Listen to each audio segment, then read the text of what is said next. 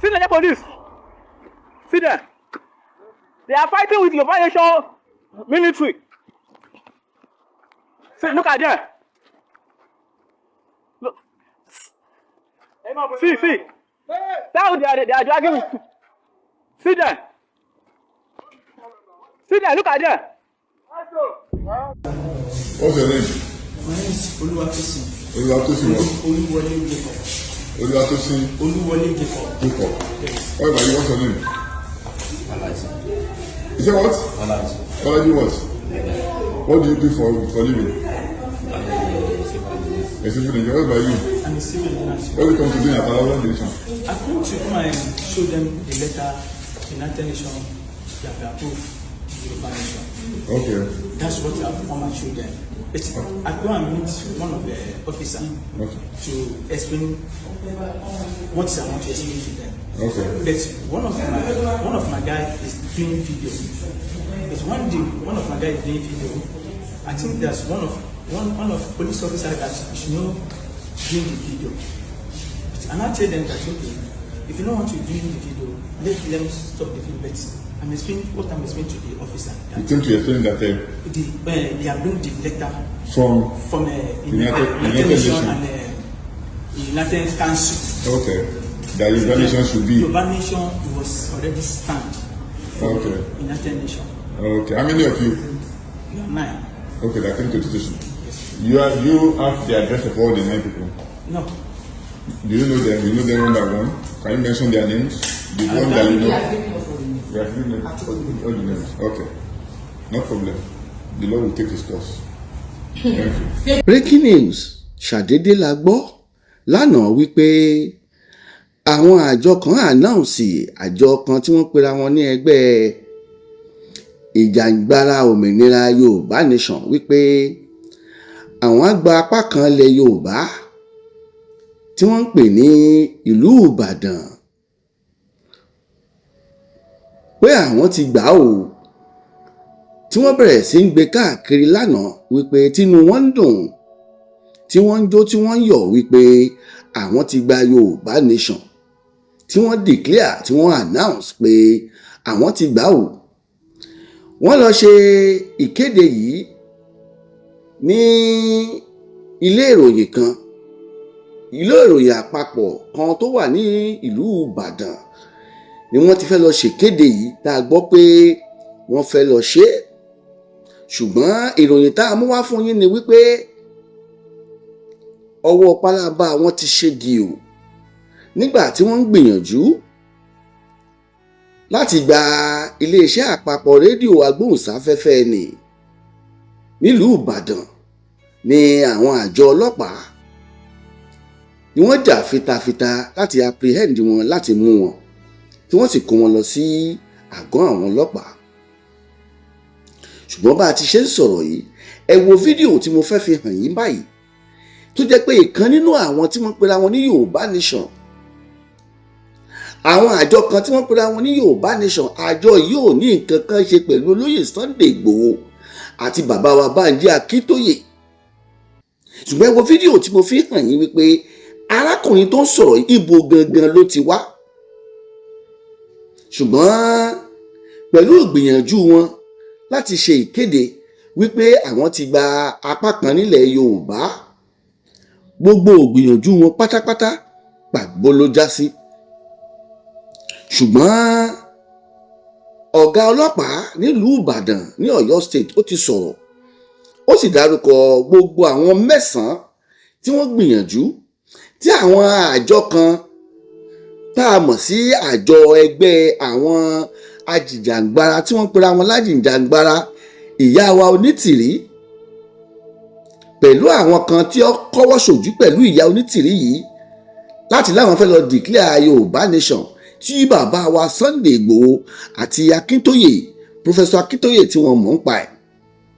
Nínú àwọn 9 tí wọ́n lọ, àwọn kan fẹsẹ̀ fẹ́, ṣùgbọ́n àjọ ọlọ́pàá àwọn tí wọ́n apprehend wọ́n ti dárúkọ wọn o. Ọ̀kan nínú wọn ni wọ́n pè nínú Àtóyèbí, ìkànnì Gbẹ́ngà Adélékè, Atúnrí Ganiyu Mustapha pẹ̀lú Kẹ́hìndé Bashiru èyí tó ṣìkàrù wọn ni Fáṣọlá Elijah.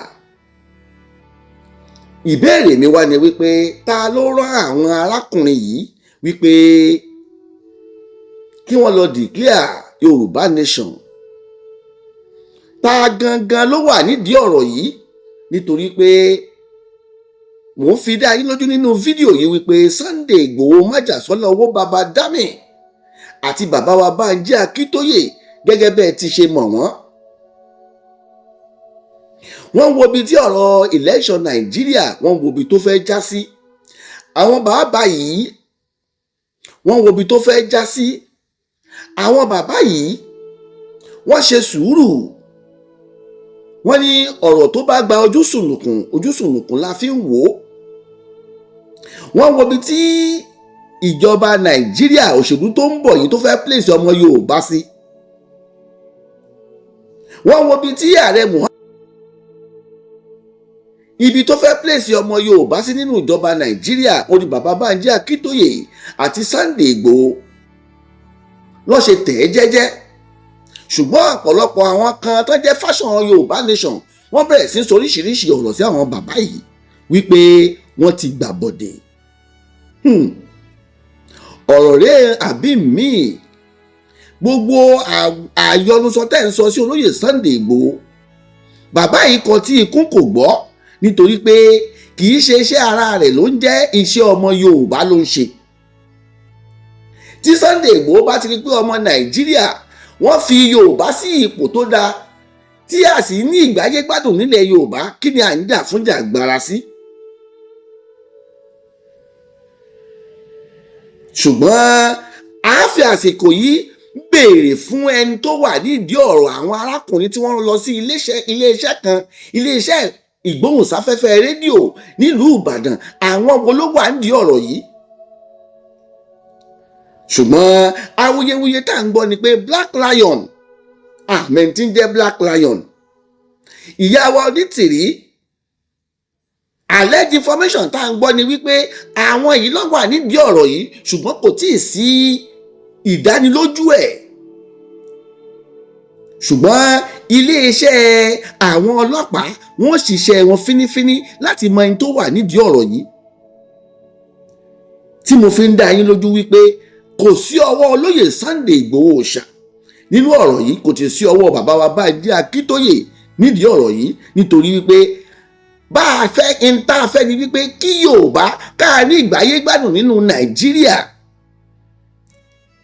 kíran Yorùbá má fi sẹ́yìn nínú Nàìjíríà, gbogbo ẹ̀tọ́ tó bá tọ́ sọ́mọ Yorùbá kíjọba Nàìjíríà kó fún ọmọ Yorùbá, kíyà má jẹ ọmọ Yorùbá nínú Nàìjíríà, nítorí pé ọmọ Yorùbá ò kéré nínú Nàìjíríà. Kí wá ló dé tí wọ́n fi marginalize ọmọ Yorùbá nínú Nàìjíríà? Kí ló dé tí ìjọba Buhari fi marginalize ọmọ Yorùbá nínú Nàìjíríà? Ó ní àwọn èèyàn dìde fún láti jà fitafita fún ọmọ Yorùbá. Inú wọn ni olóyè Sunday Ìgbòho Òòṣà, bẹ́ẹ̀ ni bàbá wa Bánjí Akíntóyè tí wọ́n ń jà fún Yorùbá nation.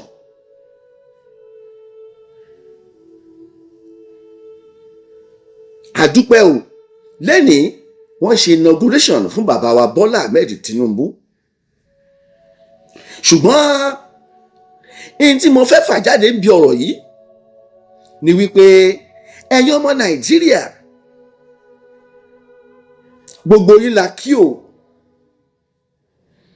especially ìran Yorùbá. Ìran Yorùbá àwọn ọmọ ní bá sọ̀rọ̀.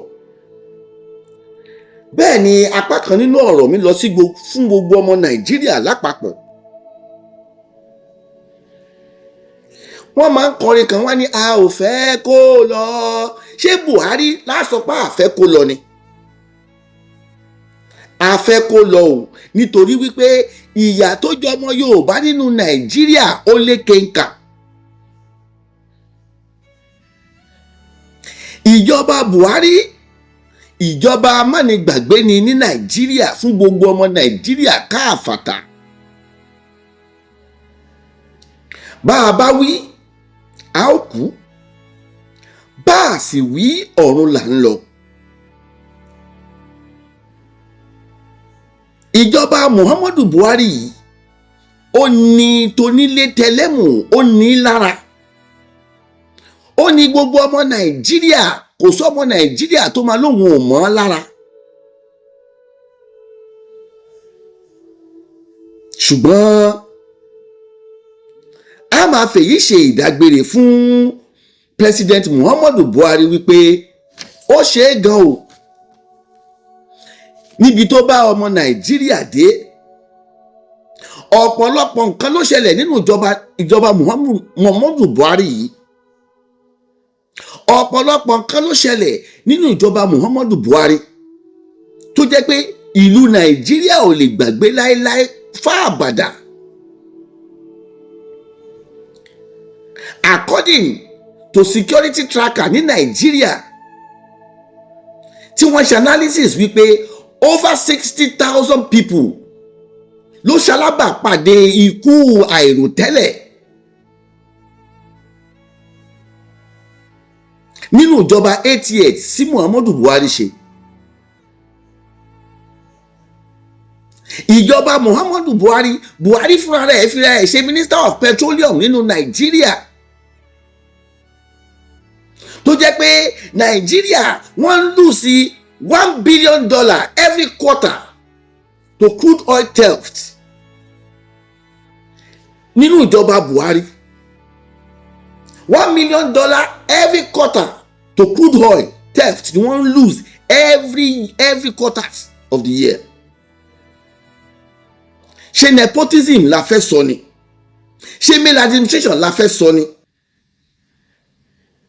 ẹ̀gbọ́n àyàwó Buhari ó fi jẹ minister, ó fi jẹ director Nigerian Printing and Minting Company, àwọn tó máa ń tẹ owó.